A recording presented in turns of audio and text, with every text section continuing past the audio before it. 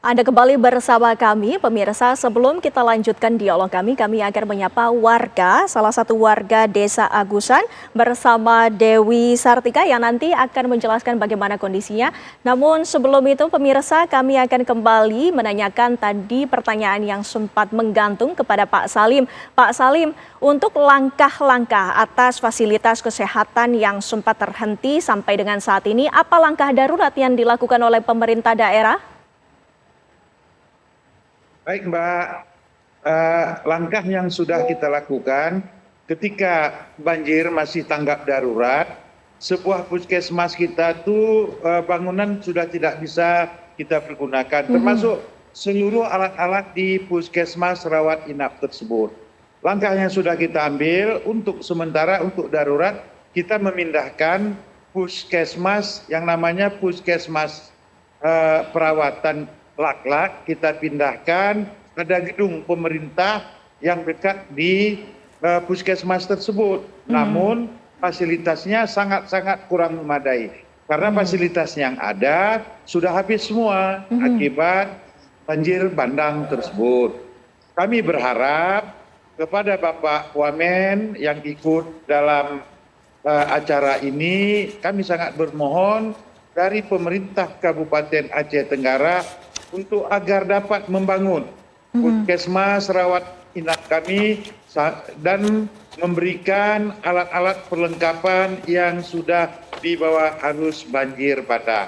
Langkah-langkah saat ini sebagai Bupati, saya perintahkan Dinas Kesehatan bersama dokter dan bidan harus setiap hari kejar di mana tempat-tempat pengungsian, harus masyarakat yang terdampak ini kan ada yang kena ispa, ada yang batuk, ada yang diare. Insya Allah kalau masalah obat-obatan kita siap. Baik. Saya kira sementara itu aja Mbak. Saya tanggapin. Baik. Pak Wamen boleh langsung ditanggapi tadi apa yang terjadi. Terima kasih Pak Bupati. Jadi betul itu Pak, kami minta kalau bisa tanggal 7 tanggal 7 Januari ya, seluruh peralatan yang rusak, termasuk komputer yang rusak, tempat tidur yang rusak, semua alat-alat apa saja yang rusak, ini untuk seluruh ya, bukan hanya untuk wilayah beliau Aceh Tenggara, tapi untuk seluruh 3 provinsi ini. Kita menunggu sampai tanggal 7 Januari untuk seluruh wilayah pendataan, termasuk gedung-gedung yang rusak. Gedung-gedung yang rusak. Supaya gedung-gedung yang rusak kita semua mendata semua biar bisa dianggarkan semua itu untuk perbaikan.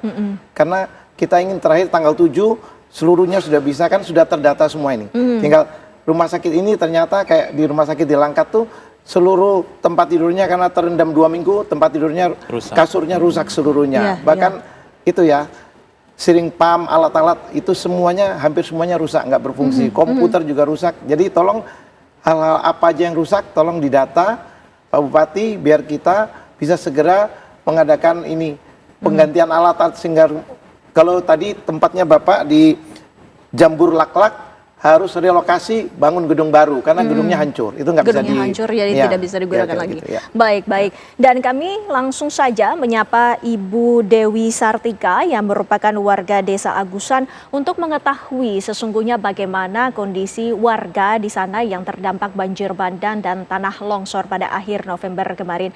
Bu Dewi, selamat malam.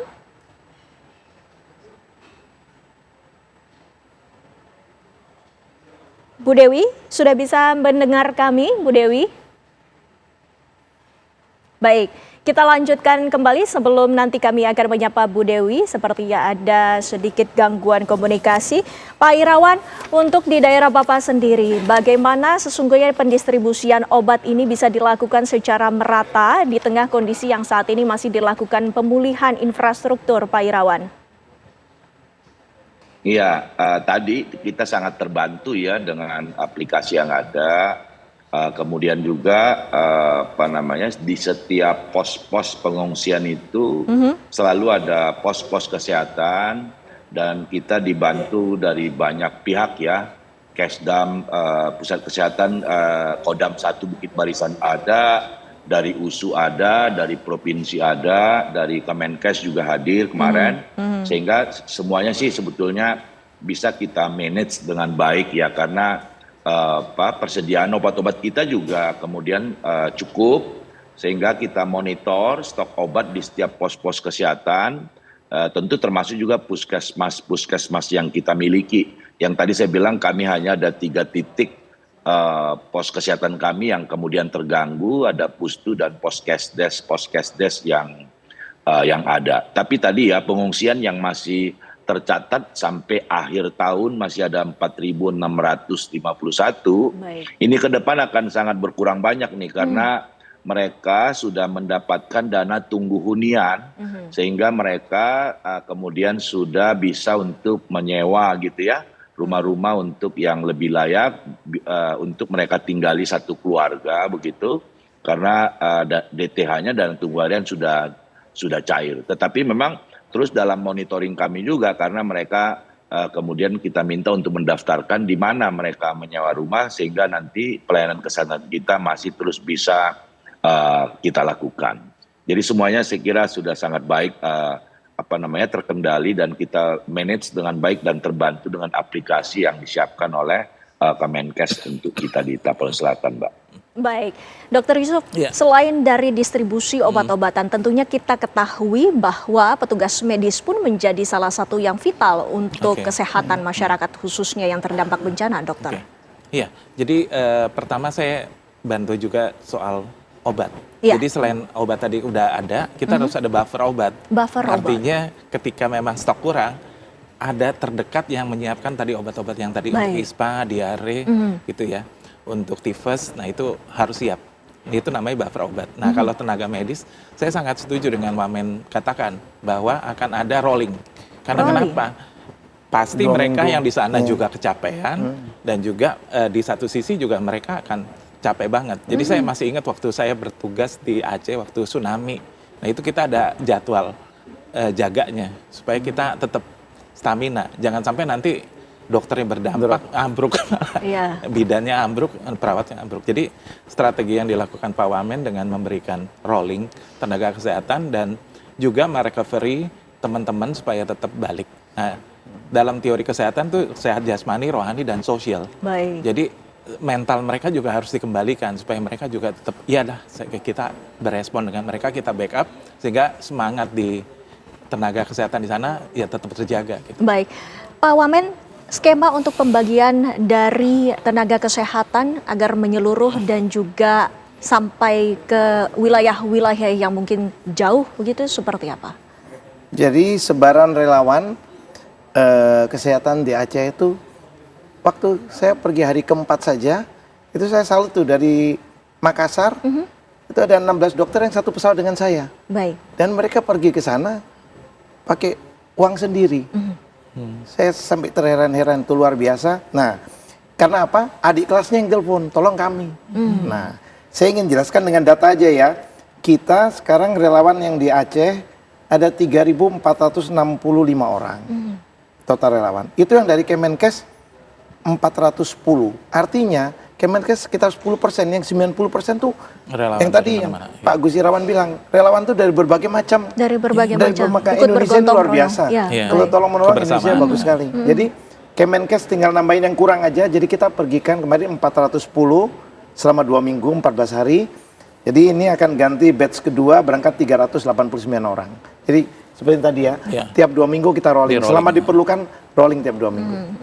Baik. Ke daerah yang tadi, yang memang membutuhkan tenaga medis, yang pelayanan dasar ya. Ada dokter, ada perawat, ada bidan sama apotek. Baik. Itu yang paling, yang untuk pelayanan dasar. Pelayanan dasar. Pak Salim, untuk tenaga medis di wilayah Bapak sendiri seperti apa? Apakah sudah terpenuhi, sudah tersebar untuk melakukan akses layanan kepada masyarakat yang terdampak? Saya juga dilayan, Prof. Dok. Ya, Mbak. Masalah dokter insya Allah sudah terlayani, karena kami juga dapat relawan dari dokter-dokter adik-adik kita dari Kalimantan Barat. Sekarang yang dari Aceh Tenggara karena keadaan sudah mulai kondusif, sudah membaik pasca darurat, hari ini sedang pemulihan. Teman-teman dokter yang dari Kalimantan Barat relawan lagi diopor ke Tamiang. Kalau kesiapan dokter di sini, insya Allah Pak Wamen alhamdulillah sudah mencukupi.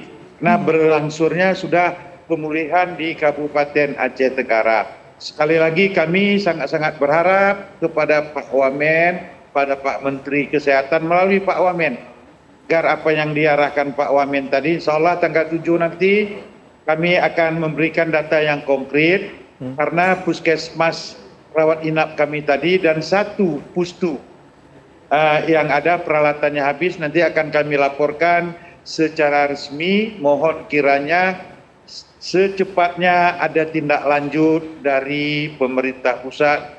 Hal itu Bapak Menteri Kesehatan melalui Bapak Wamen. Baik, baik.